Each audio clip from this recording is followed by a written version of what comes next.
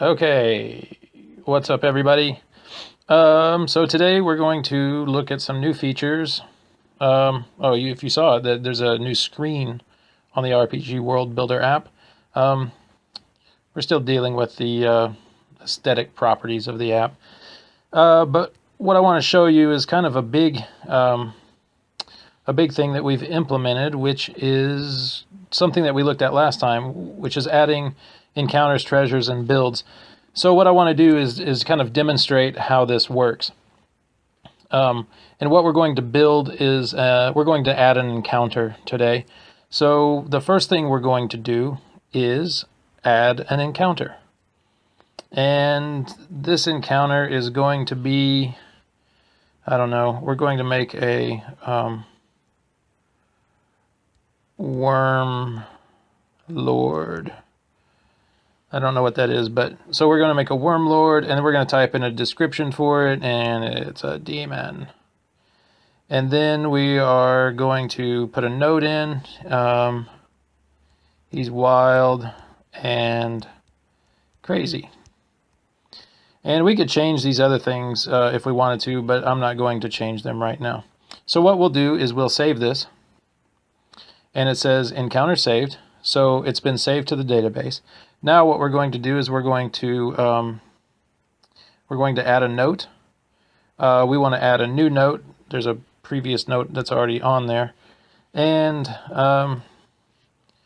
in this note, we're going to write Worm Lord.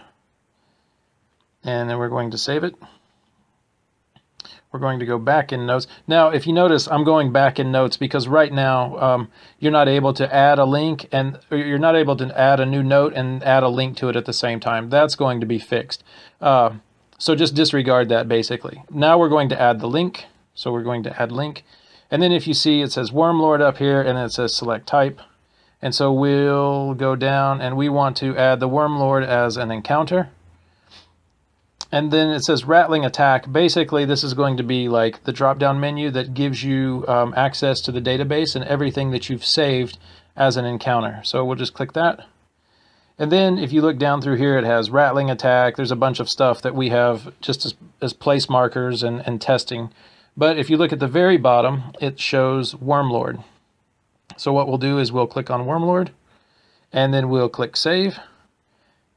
And now Wormlord is linked to this overworld tile. And we can go back in if we'd like.